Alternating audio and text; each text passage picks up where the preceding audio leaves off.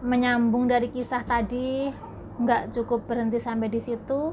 Ketika semua sudah terjadi dan polisi harus menginterogasi si Cece, dia dijadiin sebagai saksi karena dia memang secara langsung bersangkutan ada di saat pengambilan uang di bank, di saat menyerahkan uang kepada penipu tersebut.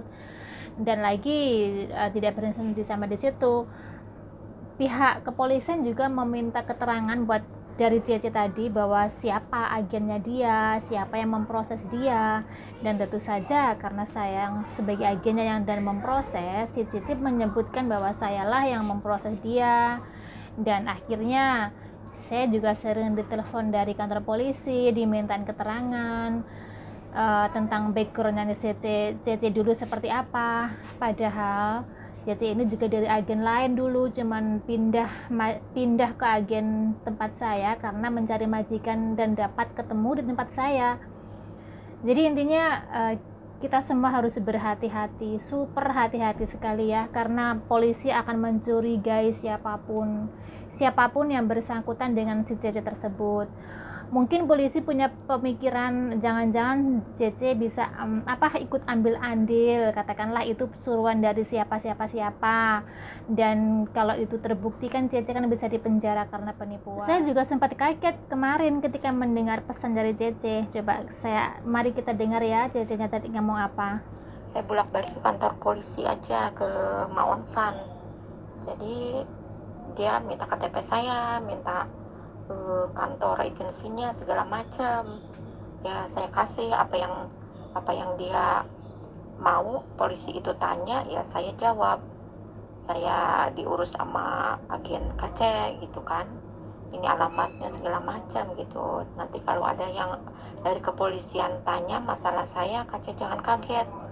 Ini lagi diurus, lagi bolak-balik terus ke Maonsan, ke kantor polisi. Polisinya manggil saya terus, KC minta keterangan. Nah, jadi seperti inilah, semua juga ikut bertanggung jawab, semua juga diminta keterangan karena polisi akan mencurigai siapapun yang berdekatan dengan si CC tersebut.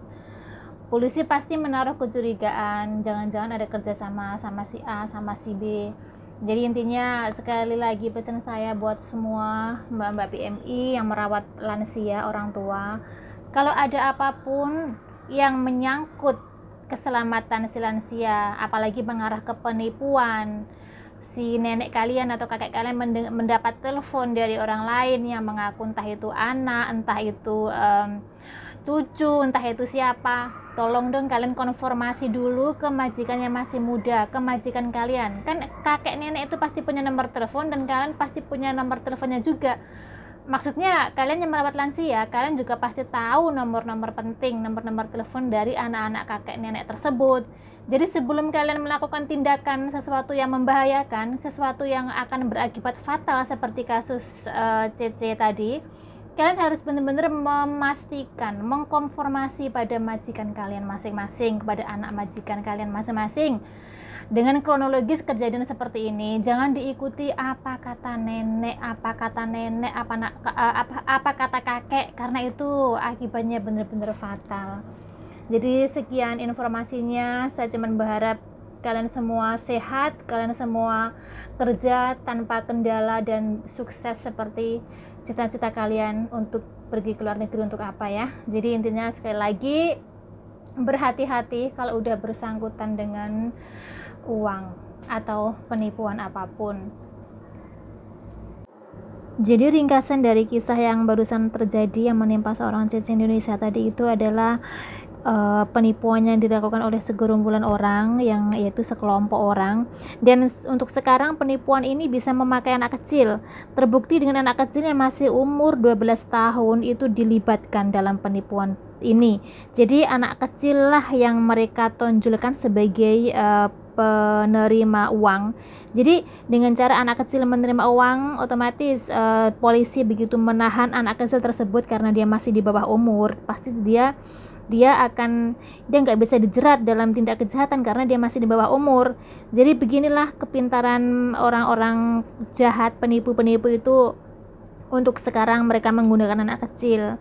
Jadi untuk menyelamatkan mereka. Jadi karena anak kecil lah yang bertanggung jawab, tentu tidak mungkin kan seorang anak kecilnya masih di bawah umur mau dipenjara. Jadi ya itu tadi, akhirnya anak kecilnya masih usia 12 tahun tadi itu ya ditangkap, tapi cuma diminta keterangan, terus setelah itu ya dikeluarkan lagi sama pihak yang lain karena memang dia masih anak kecil dan polisi pun tidak bisa menghalangi seperti itu. Jadi sangat berhati-hati sekali dalam hal apapun.